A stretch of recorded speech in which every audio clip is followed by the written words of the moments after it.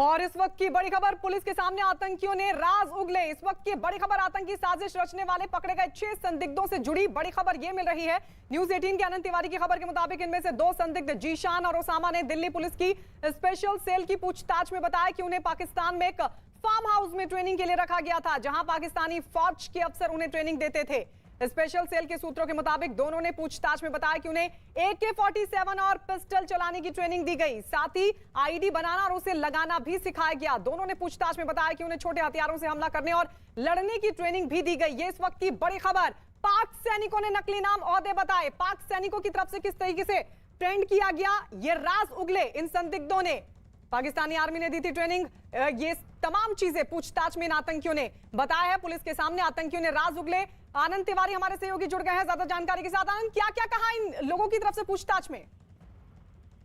जी देखिए, जो पाकिस्तान 2 जो भारत के लड़के थे, जो आतंकी है, जीशान और ओसामा, जो ट्रेनिंग लेने गए थे, उन्होंने खुलासा किया है कि ईरान के पास पाकिस्तान में जिस जगह पर इनकी ट्रेनिंग हो रही थी, वहां पर नकली आर्मी के अफसरों के नाम और ओहदे का इस्तेमाल किया गया, जबकि सादी वर्दी में एक जो शख्स था जो उन्हें वहां तक लेकर आया था, केवल वही पाकिस्तानी आर्मी का असली अधिकारी था, क्योंकि उसे वहां पर सलाम ठोका जा रहा था। इसके अलावा किस तरह से AK-47 चलाना है, उसे बंद करना है, किस तरह से आईडी को प्लांट करना है, उसे बनाना है, और कैसे टारगेट को अगर कोई हथियार नहीं है तो खुद से ही उसके ऊपर हमला करके उसकी हत्या करना है।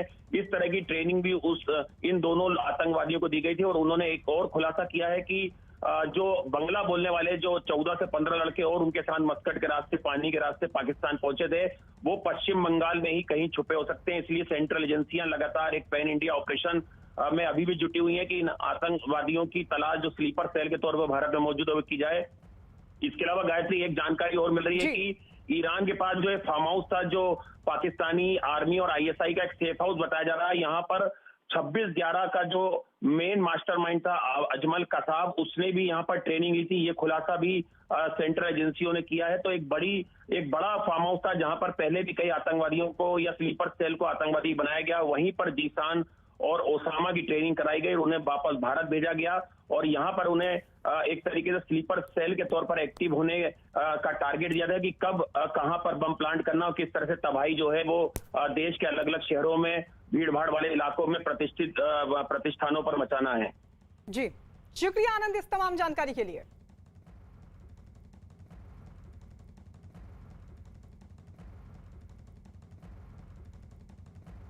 तो आपको बता दें, पूछताछ में दिल्ली पुलिस के सामने जो राज उगले हैं इन आतंकियों ने, उसके मुताबिक किस तरीके से पाकिस्तान में इनको ट्रेनिंग दी गई थी, एक फार्म हाउस में ट्रेनिंग दी गई थी और पाकिस्तानी अफसरों ने इन्हें ट्रेनिंग दी थी। ये तमाम चीजें पूछताछ में इन संदिग्धों की तरफ से बताई गई।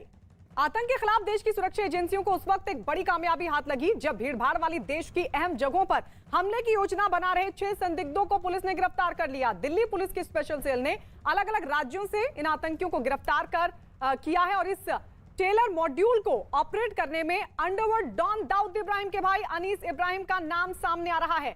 जिन 6 संदिग्धों को गिरफ्तार किया गया उनमें 3 की गिरफ्तारी यूपी से हुई है, जिसमें दिल्ली पुलिस के स्पेशल सेल के अलावा यूपी ATS की भी अहम भूमिका रही। इसके अलावा मुंबई के रहने वाले एक संदिग्ध को कोटा से एक ट्रेन में सफर करते हुए धर दबोचा गया, जबकि 2 की गिरफ्तारी दिल्ली से हुई है। गिरफ्तार किए गए 6 आरोपियों में 2 ओसामा और जीशान पाकिस्तान में ट्रेनिंग ले चुके हैं। ओसामा और जीशान 21 अप्रैल को ओमान के रास्ते पाकिस्तान के कराची पहुंचे थे और एक गुप्त ठिकाने पर दोनों को ट्रेनिंग दी गई थी। तो आतंक का दाऊद कनेक्शन, अंडरवर्ल्ड डॉन इस सब के पीछे बाकायदा फंडिंग भी की, पूरा जाल बुना, लेकिन ये पूरी साजिश उस वक्त नाकाम हो गई जब इन 6 आतंकियों को गिरफ्तार कर लिया गया। अलग अलग राज्यों से इनकी गिरफ्तारी हुई है। दाऊद का भाई अनीस था आतंकियों का हैंडलर, गिरफ्तार आतंकियों के संपर्क में था अनीस और लगातार पूरा ताना बाना बन रहा था। फंडिंग की जिम्मेदारी भी अनीस को दी गई थी। 21 अप्रैल को कराची पहुंचने की भी जानकारी मिल रही है। लेकिन इस सब के बीच आपको बता दें ये किस तरीके से पूरी साजिश का पर्दाफाश किया गया। अंडरवर्ल्ड का ये पूरा टेरर प्लान था। गिरफ्त में डी कंपनी के गुर्गे भी। ISI की साजिश फेल हो गई है, क्योंकि ये जानकारी मिल रही है कि पूछताछ में जो दिल्ली पुलिस को आतंकियों की तरफ से जानकारी दी गई है उसके मुताबिक पाक ऑफिसर्स वहां पर मौजूद थे जब ट्रेनिंग दी गई थी इन आतंकियों को। 6 आतंकी धर दबोचे गए हैं, 3 उत्तर प्रदेश से, तो वहीं 2 की गिरफ्तारी दिल्ली से और 1 को गिरफ्तार किया गया है कोटा से। लेकिन बताया जा रहा है कि वो मुंबई के धारावी का रहने वाला है। इस सब के बीच हथियार भी इनके पास से बरामद हुए हैं, आरडीएक्स इनके पास से बरामदी की गई है। तो ये बड़ी कामयाबी, पुलिस के हाथ अलग अलग राज्यों से इन सभी को गिरफ्तार कर लिया गया। तो देश की सुरक्षा एजेंसियों को ये बड़ी कामयाबी हाथ लगी है और बताया जा रहा है कि बहुत अहम जगह, जो भीड़ भाड़ वाली जगह थी, वहां पर ये किसी हमले की योजना को बना रहे थे। इसमें बिल्कुल स्पष्ट तौर पे देखा जा रहा है कि दो अलग अलग टीमें बनाई गई थी।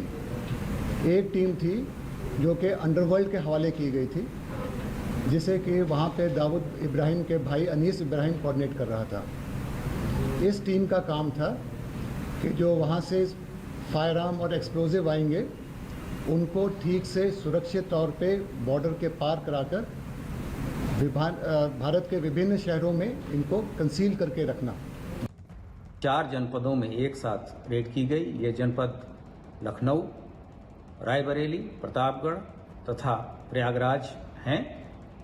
एक लाइव आईईडी भी प्रयागराज जनपद से बरामद हुआ है, जिसको मौके पे बॉम्ब डिस्पोजल स्क्वाड के द्वारा निष्क्रिय या निष्प्रयोजित किया जा रहा है। तो आपको बता दें, दरअसल ये बहुत बड़ी कामयाबी मानी जा रही है। इसलिए मानी जा रही है क्योंकि आतंक का त्रिकोण टूट गया है, क्योंकि महाराष्ट्र से भी महाराष्ट्र के रहने वाले एक संदिग्ध को गिरफ्तार किया गया है। जिन 6 लोगों की गिरफ्तारी हुई है उनमें एक एक कर आपको बता रहे हैं, दो गिरफ्तारी दिल्ली से हुई है, तो वहीं 3 को गिरफ्तार किया गया है उत्तर प्रदेश से। और ये बहुत बड़ी कामयाबी इसलिए मानी जा रही है क्योंकि एक बड़ी योजना थी, एक बड़ी साजिश थी इन लोगों की देश को दहलाने की। बताया जा रहा है कि जो भीड़ भाड़ वाली जगह थी, वहां पर ये एक बड़ी योजना को अंजाम देने की फिराक में थे। इनके पास से आरडीएक्स बरामद की गई है, हथियार बरामद किए गए हैं। 3 जगहों से ये गिरफ्तारियां हुई है। और इस वक्त हमारे साथ हमारे कुछ सहयोगी लाइव जुड़ चुके हैं। दिल्ली से हमारे साथ दीपक बिष्ट जुड़ चुके हैं, मुंबई से पारस धामा हमारे साथ हैं और प्रयागराज से सर्वेश दुबे हमारे साथ हैं। दिल्ली के पूर्व कमिश्नर नीरज कुमार भी हमारे साथ जुड़े हुए हैं। आप सभी के पास मैं लौटूं, लेकिन सबसे पहले दिल्ली के पूर्व कमिश्नर नीरज कुमार हमारे साथ हैं। सर, आपके पास आते हुए ये कितनी बड़ी कामयाबी आप मानकर चल रहे हैं? 2 गिरफ्तारी क्योंकि दिल्ली से हुई है और एक बड़ी योजना, एक बड़ी साजिश जिसका पर्दाफाश हुआ। इसमें कोई शक नहीं है कि बहुत बड़ी सफलता है और कितने सारे टेरर अटैक्स को नहीं होने दिया गया, इसका कोई अंदाज़ा नहीं लगा सकता। और ये जो शुरू में एक कॉन्स्पिरेसी थी, अगर वो इसी तरह चलती रहती तो उसका क्या आकार होता, वो कौन सा बड़ा शेप लेता और कहाँ कहाँ कितने अटैक होते, ये कहना बहुत मुश्किल है। इसलिए इसको मैं बहुत बड़ी कामयाबी मानता हूँ। जी नीरज कुमार जी, लेकिन ये भी कहा जा रहा है कि हो सकता है कि इनसे जुड़े और भी लोग, क्योंकि ऐसी भी जानकारी है कि कुछ लोग और थे जिनकी ट्रेनिंग हुई थी पाकिस्तान में, और वो लोग अभी भी देश में मौजूद हैं। अलग अलग राज्यों में हो सकते हैं, पश्चिम बंगाल का हालांकि अभी फिलहाल नाम सामने आ रहा है। आपको लगता है कि अभी और भी लोग हो सकते हैं? तो एक बड़ी चुनौती अभी वहां पर भी है। देखिए, ये चुनौती हमेशा हमारे देश के सामने होती है, क्योंकि हमारे पड़ोसी देश का ये हमेशा एक प्रयास रहता है कि वो वहाँ से आतंकी हमें हमारे देश में भेजें और यहाँ आतंकी हमले करें। ये कोई नई बात नहीं है, ये बहुत पुरानी कहानी है। 1990 की शुरुआत से ये चल रहा है और ये चलता रहेगा। और मैं तो ये मानता हूँ कि अभी जो घटनाएं अफगानिस्तान में हुई हैं, उससे भी इन आतंकी हमलों में इजाफा हो सकता है। इसलिए हम लोगों को बहुत मुस्तैद रहना है और बहुत ही अलर्ट रहना है। जी सर, मैं लौट रही हूँ आपके पास। दिल्ली से हमारे साथ हमारे सहयोगी दीपक भी जुड़े हुए हैं। दीपक, जरा बताइए किस तरीके से, क्योंकि दिल्ली से 2 गिरफ्तारियां हुई हैं, किस तरीके से पुलिस इन तक पहुंची और कैसे इनको गिरफ्तार किया गया?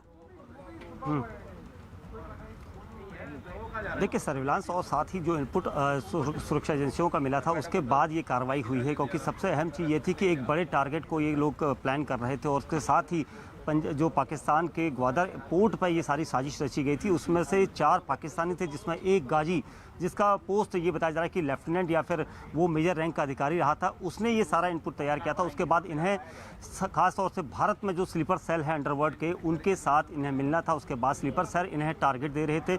ये सारी जानकारियां मुहैया कराने की वजह से ही ये बात कहीं ना कहीं से लीक हुई थी, और जब खुफिया एजेंसियों के पास ये चीज़ें पहुंची तो बड़े पैमाने पर एक साथ ही कई टीमों को अलर्ट पर रखा गया था, चाहे वो महाराष्ट्र हो, राजस्थान हो, उत्तर प्रदेश हो या फिर दिल्ली पुलिस की स्पेशल सेल।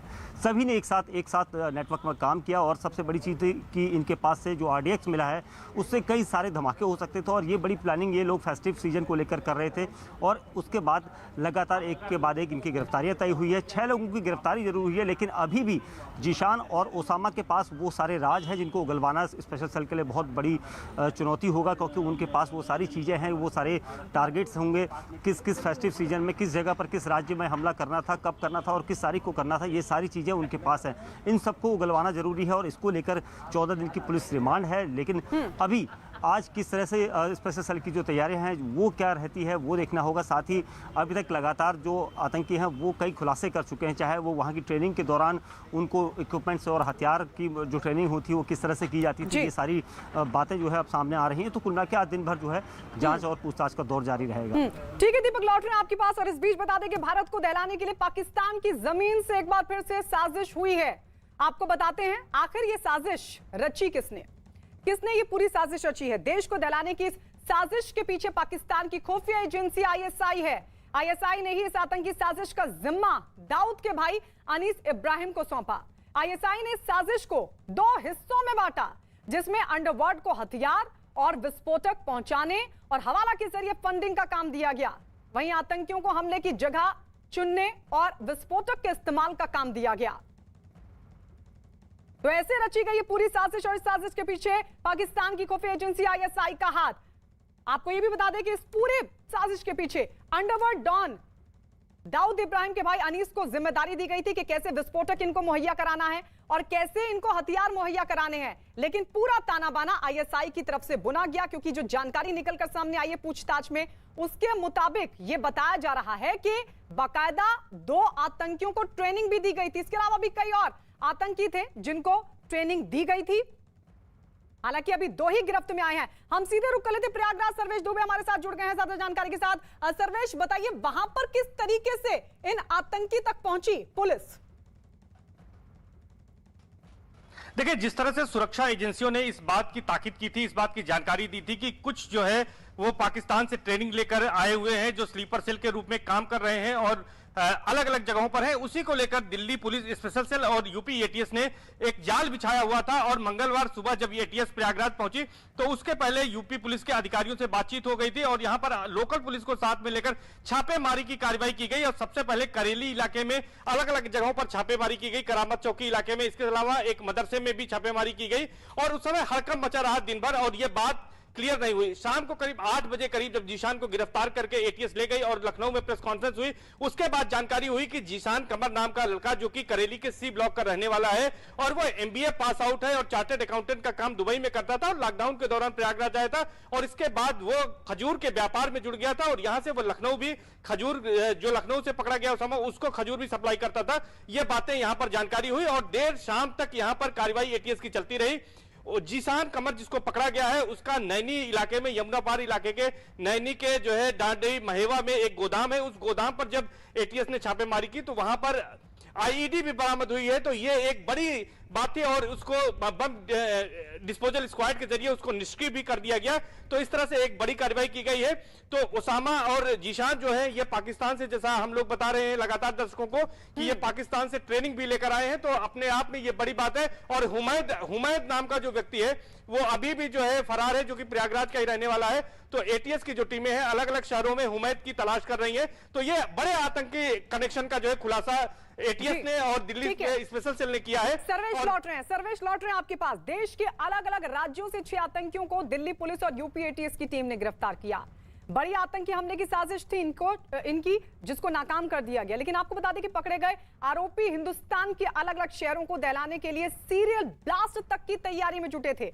आतंकियों की गिरफ्तारी के बाद न्यूज 18 की टीम ने दिल्ली पुलिस के स्पेशल सेल के कमिश्नर नीरज ठाकुर से बातचीत किया। ये सुनवाते हैं क्या कहा उन्होंने। इस वक्त मैं दिखाना चाहूंगा दिल्ली पुलिस के स्पेशल सेल ने जो पूरी टीम है उस टीम को मैं दिखाना चाहूंगा। सर एक लाइन मैं जानना चाहूंगा सर किस तरह से आता है। हमारे को सेंट्रल एजेंसी से इनपुट मिली थी, उसी के बेसिस पे हमने ऑपरेशन लॉन्च किया था। अंडरवर्ल्ड का कनेक्शन, अंडरवर्ल्ड कनेक्शन ये है कि लग रहा है कि जो वहाँ से पाकिस्तान से कोऑर्डिनेशन जो हो रहा था वो अनीस इब्राहिम वहाँ से कर रहा था। दाऊद इब्राहिम का भाई। जी हाँ, थैंक यू। ये स्पेशल सेल की टीम है जिन्होंने इस मामले पे बड़े ऑपरेशन को अंजाम देते हुए 6 लोगों को गिरफ्तार किया है और गिरफ्तार करने के बाद अब आगे की पूछताछ होगी। किस तरह से इस मामले में पाकिस्तान कनेक्शन है, किस तरह से हवाला कनेक्शन है, किस तरह से राजधानी दिल्ली, महाराष्ट्र, उत्तर प्रदेश में यह आतंकी साजिश रचित है, इस तमाम मसलों पर आगे की पूछताछ की जाएगी। निश्चित तौर पर इस मामले पर आने वाले वक्त में कई और भी आरोपियों की गिरफ्तारी संभव है। वीडियो जर्नलिस्ट हरीश के साथ शंकर आनंद, न्यूज़ 18 दिल्ली।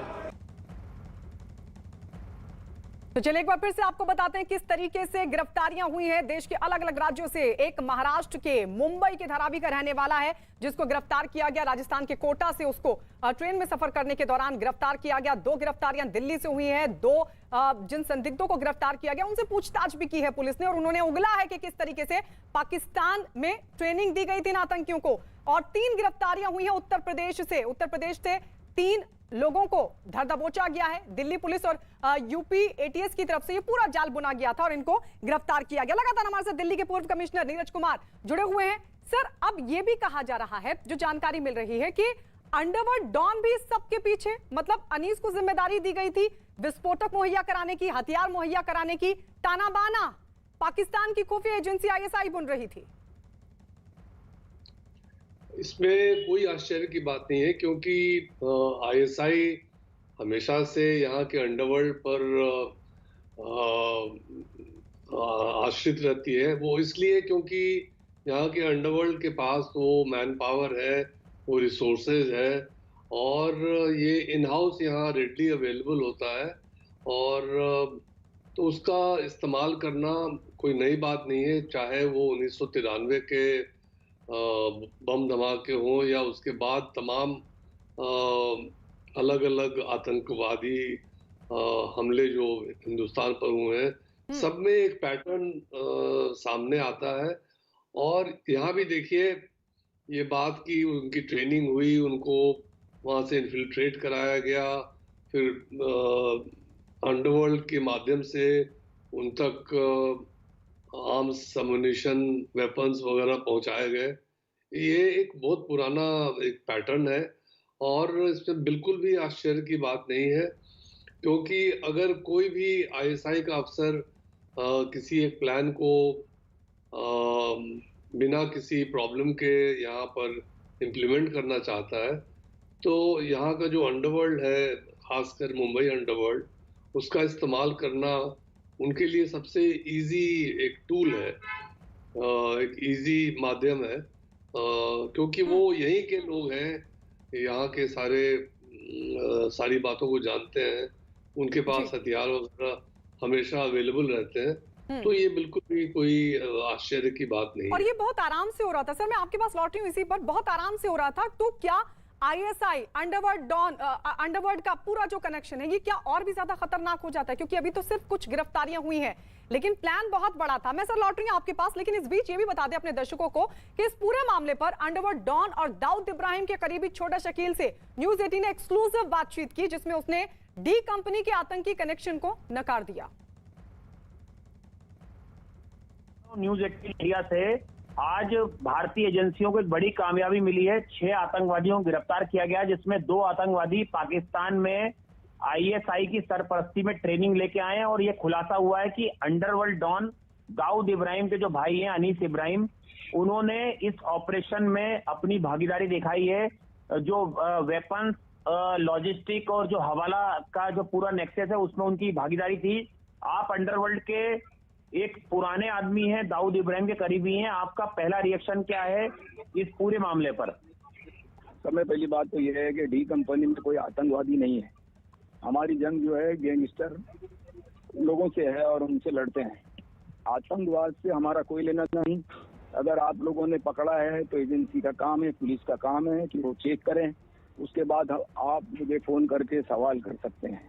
ये कोई मतलब ही नहीं बनता है। सब जो चीज भी वहाँ हुई है सब गलत है, हमारा कोई लेना देना नहीं। लेकिन छोटा शकील, दो लोग हैं, ओसामा और जिशान, जो भारत के रहने वाले हैं। उन्हें मस्कट के रास्ते पाकिस्तान पहुंचाया गया। पाकिस्तान में ईरान के पास, कराची के पास एक जगह है, वहां पर ISI ने उन्हें ट्रेनिंग दी और बताया जा रहा है कि अनीस इब्राहिम इस पूरे नेक्सटेड में शामिल थे। क्या ये माना जाए कि अंडरवर्ल्ड दो खेमे में बटा हुआ है, क्योंकि आपका अलग खेमा है और अनीस इब्राहिम का अलग खेमा है, या आपको पता थी ये जानकारी कि अनीस इब्राहिम इस तरह का काम कर रहे हैं? देखिए, सबसे पहली बात तो ये है कि इसमें कोई बटे हुए लोग नहीं है, सब एक ही है और हम किसी भी ऐसे काम में हमारा इन्वॉल्वमेंट नहीं है जो टेरर फैलाए। आप लोग जबरदस्त को इसमें डालते हो, खींचते हो। ये अभी लड़के जो पकड़े गए हैं उनसे आप इंक्वायरी करें सही तरीके से। आपकी एजेंसी है, पुलिस है, वो उनको लटके उनसे बात करें, आपको सच सच बताएंगे।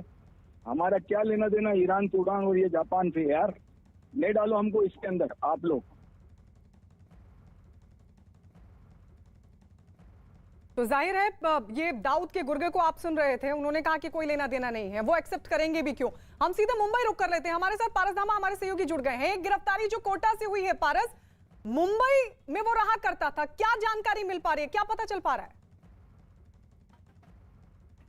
गायत्री, इस व्यक्ति का नाम समीर बताया जा रहा है, जान मोहम्मद शेख। ये यहाँ धारावी इलाके में रहता था और यहाँ ड्राइविंग का काम करता था। बहुत बड़ा एक कड़ी जो है वो दिल्ली सेल के हाथ लगी है, जो इस पूरे मामले में बहुत महत्वपूर्ण है, क्योंकि इसी कल जो जब कोटा से उसकी गिरफ्तारी हुई, उसके बाद शाम 7 बजे के आसपास उसके परिवार को इसी धारावी पुलिस स्टेशन में बुलाया गया गायत्री, और उनके परिवार से लगातार पूछताछ की गई। पुलिस स्टेशन से निकालकर उनको वही घर लेके जाया गया जहाँ पर समीर रहता था, और वहां पर जाके क्राइम ब्रांच की यूनिट 4, 5 मुंबई पुलिस और ATS के अधिकारी भी वहां पहुंचे थे और उन्होंने लगातार परिवार से पूछताछ की। इस पूरे मामले में समीर जो है महत्वपूर्ण कड़ी बन सकता है गायत्री, क्योंकि अनीस इब्राहिम से डायरेक्ट जो है ये टच में था और अनीस इब्राहिम ने इसी व्यक्ति को जो है काम सौंपा था कि किस तरह असला बारूद जो है वो लोगों को बांटना है और कैसे जो है ये पूरे मामले में हथियार है, असला है, पूरा जो है वो सेफ रखना है। समीर जो है बहुत महत्वपूर्ण कड़ी हो सकती है इस पूरे मामले में गायत्री, जिसकी जांच जो है अब 3 एजेंसीज कर रही हैं मुंबई में। मुंबई ATS है, धारावी पुलिस है, साथ ही साथ जो है क्राइम ब्रांच की यूनिट 4 और 5 भी लगातार उनके परिवार से पूछताछ कर रही है, पूछताछ कर रही है कि क्या इस पूरे मैटर में, इस पूरे मामले में क्या परिवार के लोगों को कुछ पता था। समीर के परिवार में उनकी पत्नी है और 2 बच्चियां हैं, उनसे लगातार कल पूछताछ की गई। अभी भी परिवार के लोग जो हैं वो अंदर हैं और एजेंसी जो है मुंबई पुलिस है या फिर क्राइम ब्रांच यूनिट 4, 5 के अधिकारी जो है अंदर मौजूद हैं और लगातार उनसे पूछताछ कर रहे हैं इस पूरे मामले में, क्योंकि हम अगर माने तो मुंबई जो है वो आतंकियों के टारगेट पर रहता है और जिस तरीके की साजिश जो है दिल्ली की स्पेशल सेल ने बर्स्ट की है वो बहुत महत्वपूर्ण था। एक बड़ा सक्सेस जो है उनके हाथ लगा था, मगर भारत के अलग अलग इलाकों में इस पूरे धमाके की साजिश रची गई थी। समीर इस पूरे मामले में जो है वो बेहद महत्वपूर्ण कड़ी बन के सामने आ सकता है, क्योंकि इन 6 आतंकवादियों में से 5वां आतंकी जो है वो ठीक है। तो समीर बहुत महत्वपूर्ण कड़ी बन सकता है। परिवार से पूछताछ। चलिए पारस, लौट रहे हैं आपके पास। सबसे अहम बात इस पूरे घटनाक्रम में यह है कि ये पाकिस्तान से स्पॉन्सर्ड आतंक का नया मॉड्यूल है, जिसमें अंडरवर्ल्ड की बड़ी भूमिका है। माना जा रहा है कि 1983 के मुंबई बम धमाकों के बाद पहली बार दाऊद इब्राहिम की भूमिका खुलकर सामने आई है। दावा किया जा रहा है कि अंडरवर्ल्ड की एक टीम ने न केवल आतंकियों को ट्रेनिंग दी, बल्कि पूरे ऑपरेशन की फंडिंग भी अंडरवर्ल्ड ही कर रहा था। अंडरवर्ल्ड की भूमिका से जुड़ी जानकारियां गिरफ्तार किए गए आरोपियों से पूछताछ के जरिए सामने आई हैं। लेकिन जैसे जैसे पूछताछ आगे बढ़ेगी, जांच भी आगे बढ़ेगी और इससे जुड़ी जो और जानकारियां हैं वो भी निकलकर सामने आएंगी। गिरफ्तार आरोपियों में सबसे अहम भूमिका अभी तक उन 2 लड़कों की सामने आई है जिन्हें पाकिस्तान में ट्रेनिंग दिए जाने का दावा किया जा रहा है। इनके नाम ओसामा और जिशान है और दोनों को ही यूपी से गिरफ्तार किया गया। ओसामा और जिशान को पहले लखनऊ से मस्कट भेजा गया और फिर मस्कट से पाकिस्तान ले जाया गया। सूत्रों के मुताबिक दोनों लड़कों ने जांच एजेंसी को बताया है कि जब इन्हें मस्कट से पाकिस्तान ले जाया जा रहा था तो इनके साथ बांग्ला बोलने वाले करीब 14 लड़के और भी थे जिन्हें ट्रेनिंग के लिए ले जाया जा रहा था। दीपक लगातार हमारे साथ बने हुए हैं। दीपक, कुछ पता चल पा रहा है दिल्ली पुलिस की तरफ से किस तरीके से इनसे आगे पूछताछ होगी, और लग रहा है कि कुछ और चीजें निकलकर जल्द ही सामने आएंगी? बिल्कुल, निश्चित तौर पर बहुत सारी चीज़ें पूछताछ में सामने आ सकती हैं, क्योंकि आज 2 लोगों को और कोर्ट में पेश होना है और उसके बाद इन सभी को अलग अलग तरीके से पूछताछ के लिए अलग अलग टीमें बनाई गई हैं और सभी से इंडिविजुअली पूछताछ होगी। उसके बाद सभी के बयान के साथ दूसरी तरह से पूछताछ होगी। सबसे अहम चीज़ वही है कि कितने लोगों को टारगेट करना था, ये सबसे बड़ी पूछताछ है, क्योंकि किन जगहों पर इन्होंने भीड़ भाड़ वाले जो इलाके थे उन लोगों को चुना था, जहाँ पर जैसे महाराष्ट्र है, राजस्थान है, उत्तर प्रदेश है, दिल्ली है, ये ऐसे इलाके हैं मेट्रो सिटीज़ में इन लोगों को टारगेट करना था। और यही वजह है कि इन सब इलाकों में कब और किस तारीख को ब्लास्ट करना है, किस तरह से टारगेट करना है। जो इटालियन पिस्टल इनके पास आई थी जिनसे ये ट्रेंड हुए थे, उनका इस्तेमाल करना था। तो ये सारी चीज़ें जो है सिलसिलेवार पूछताछ में शामिल हैं और पुलिस कोशिश करेगी कि इन सारी पूछताछ में जो 14 दिन की पुलिस रिमांड है इसमें सारी चीज़ें कर ली जाए, क्योंकि सबसे अहम चीज़ है अभी 14 से 15 वो लोग जो बांग्ला जानते हैं, जो इनके साथ नहीं हैं, उनको तलाशना बहुत ज़रूरी है। वो टारगेट इस वक्त कहाँ पर प्लान कर रहे हैं, इसको तलाशना जरूरी है। तो ये सारी चीज़ें पूछताछ में आज शामिल हैं। ठीक है दीपक, लौट रहे हैं आपके पास। देश के अलग अलग शहरों में धमाकों की साजिश रचने वाले 4 संदिग्ध जान मोहम्मद, ओसामा, मूलचंद और अबू बकर को कोर्ट ने 14 दिन की पुलिस रिमांड पर भेज दिया है, जबकि 2 संदिग्ध जीशान, कमर और आमिर जावेद को पुलिस आज शाम कोर्ट में करेगी पेश। कोर्ट की तरफ से 14 दिनों की रिमांड पर भेजे जाने के बाद पुलिस ने सफदरजंग अस्पताल में मेडिकल टेस्ट भी करवाया।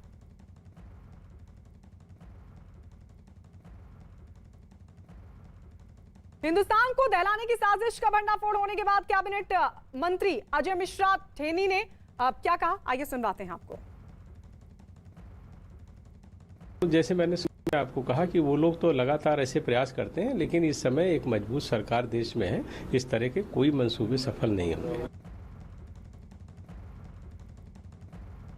नीरज कुमार जी, मैं सर आप ही के पास आ रही हूँ। मैं वही जानना चाह रही हूँ, क्योंकि देखिए भले ही अब जो छोटा शकील है उसकी तरफ से कहा गया कि हमारा कोई लेना देना नहीं है, लेकिन ये सबूत और पूछताछ में जानकारियां तो निकल कर सामने आई है। अंडरवर्ल्ड डॉन साजिश पूरी आईएसआई की, लेकिन अंडरवर्ल्ड का भी इसमें शामिल होना, क्या ये और बड़ा खतरा हो जाता है हिंदुस्तान के लिए? निश्चित तौर पर इतिहास इस बात का गवाह है। 1993 में जो सीरियल ब्लास्ट बंबई में हुए थे जी, उसका अंजाम पूरी तरह से बंबई के अंडरवर्ल्ड ने दिया था। उसमें टाइगर मेमन, दाऊद इब्राहिम, मोहम्मद डोसा ऐसे की कॉन्स्पिरेटर्स थे। उनके जो पाकिस्तानी काउंटर पार्ट्स थे, तौफीक जालियावाला और सैयद आरिफ, वो भी स्मगलर्स थे। उनका इन लोगों के साथ सीधा संपर्क था।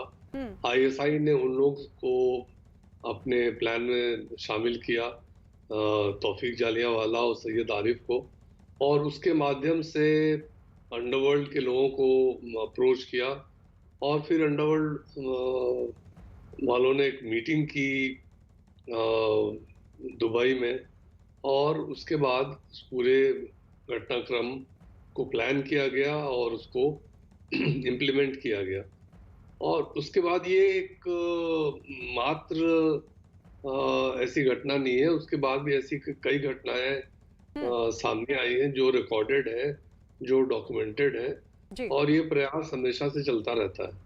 अगर आईएसआई हमारे अंडरवर्ल्ड एलिमेंट्स को वहाँ आश्रय दे रहा है, उनको सेफ हाइड आउट दे रहा है, तो क्या बिना उनसे कोई उम्मीद किए हुए दे रहा है? उनको वहाँ रखने का और उनको सेफ हाइड आउट देने के पीछे एक मकसद है, और वो मकसद यही है कि समय समय पर आपका हम लोग इस्तेमाल करेंगे, और आपका जो नेटवर्क है पूरे हिंदुस्तान में, उसका हम गैर इस्तेमाल आतंकी हमलों के लिए या कोई भी किसी काम के लिए कर सकते हैं। ये बात तो पकड़ी गई, लोग पकड़े गए हैं और पूरे साजिश का पता चल गया है, लेकिन कितनी बातें सामने नहीं आती हैं, उनको वो कनेक्शन एस्टैब्लिश नहीं हो पाता है। इसका ये मतलब नहीं है कि ये लोग इसमें सक्रिय नहीं है। और आपने देखा किस कॉन्फिडेंस के साथ छोटा शकील कह रहे हैं, हाँ मना कर दिया, एज इफ की उनकी बात का और हम लोगों की सबकी बात का our word against his word, और his word against our word वो चलेगा। तो ये क्या कॉन्फिडेंस है, और ये इस बात का भी द्योतक है कि वो वहां पर हाजिर है पाकिस्तान, वो तो उन्होंने डिनाई नहीं किया जी। वो तो कह ठीक रहे है सर, मैं लौट रही हूँ आपके पास मुंबई से। पारस धामा लगातार हमारे साथ बने हुए हैं। पारस, आप बता रहे हैं कि जो परिवार है संदिग्ध का, अब उससे पूछताछ हो रही है, और परिवार की तरफ से कुछ पता चल पा रहा है? और कब से वहां पर ये रह रहा था, परिवार पूरा कब से रह रहा था? क्या इससे पहले भी कोशिश वहां से भी हुई थी पूछताछ की, या फिर किसी तरह की कोई एक्शन लेने की? जो पिछले कुछ सालों से जो है गायत्री, समीर जो है इसी मुंबई के धारावी इलाके में रहता था, और मुंबई के धारावी पुलिस स्टेशन में ही उस पर मारपीट का एक केस पहले से ही दायर है। जैसे ही पूरा मामला सामने आया, जब कोटा से समीर की गिरफ्तारी हुई, उसके बाद ही मुंबई पुलिस की जो धारावी यूनिट है वो तुरंत एक्टिव हुई, और तुरंत ही उन्होंने समीर के घर जाके जो है उनके परिवार से बातचीत की, परिवार को पुलिस स्टेशन लाया और परिवार से तुरंत ही पूछताछ जो है वो शुरू कर दी। कुछ देर पूछताछ करने के बाद धारावी के उसी घर में समीर जहाँ रहता था, उसी घर में जो है उसको ले जाया गया और परिवार को ले जाया गया, और परिवार से वहां पे कुछ बातचीत की गई। अंदर घर भी जो है वो सर्च किया गया। इस बीच में 3 एजेंसीज के लोग जो हैं वो वहां थे। मुंबई पुलिस थी, एटीएस की टीम थी, एटीएस के अधिकारी थे, और साथ ही साथ क्राइम ब्रांच यूनिट 4-5 की अधिकारी और टीम भी उस घर में मौजूद थे। उस घर में बातचीत करने के बाद, उनसे पूछताछ करने के बाद घर को सर्च किया गया, और उसके बाद फिर उनको इसी पुलिस स्टेशन में लाया गया, और लगातार कल शाम 7 बजे से लगातार परिवार से जो है वो पूछताछ चल रही है। और इसी पुलिस स्टेशन में जो है पूछताछ जो है मुंबई पुलिस, एटीएस की टीम और साथ ही साथ क्राइम ब्रांच यूनिट 4 और 5 की टीम यही लगातार पूछताछ कर रही है उनसे। गायत्री, ठीक है पारस, लौटेंगे आपके पास अपडेट के लिए, और आप सभी का हमारे साथ जुड़ने के लिए बहुत बहुत शुक्रिया। और इस बीच आपको बता दें कि सुरक्षा एजेंसियों ने जिन 6 संदिग्धों को गिरफ्तार किया, उनमें मूलचंद नाम का आरोपी उत्तर प्रदेश के रायबरेली का रहने वाला है। सुरक्षा एजेंसियों का यह आरोप है कि मूलचंद अपने साथियों के साथ मिलकर अलग अलग शहरों में धमाके की साजिश कर रहा था, लेकिन उसके घर वाले इन आरोपों को सिरे से खारिज कर रहे हैं। कुछ नहीं था भाई। जब कभी आज तक कहीं गए नहीं, वो घर पे थे, खेती बाड़ी करते हैं, मजदूरी करते हैं, जब कहीं जाना आना है ही नहीं तो कहाँ जाएंगे। अच्छा, आप उनके कौन हैं? हम उनके छोटे भाई हैं। अच्छा, तो जब कहीं जाते नहीं थे तो कैसे कनेक्शन उनका निकल आया? अरे अभी तो हम लोग खुद सोच रहे थे, आज हम लोग काम कर रहे थे, आके चारों तरफ से घेर लिए। हाँ, कोई न बात न चीज, उन लोगों से हम पूछ रहे हैं कि क्या बात है, क्या नहीं, कोई बोल ही नहीं रहा। कहीं जाते वाते थे, कुछ बता के जाते? कुछ नहीं है, हमारे हस्बैंड का बिस्तर है ये। सुबह डेली 4 बजे उनका उठना है और 9 बजे सो जाना है। खेती किसानी अपना घर का काम, बस। ये कहीं ज़्यादा जल्दी निमंत्रण भी नहीं जाते किसी रिश्तेदार के यहाँ, जल्दी जाएंगे नहीं, बहुत खास हुआ चले जाएंगे, अभी रात में वापस आ जाएंगे।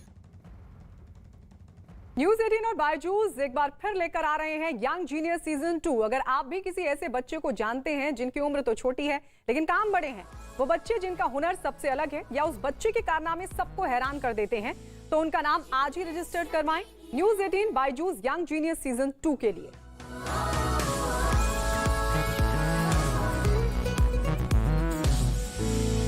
Genius, young genius.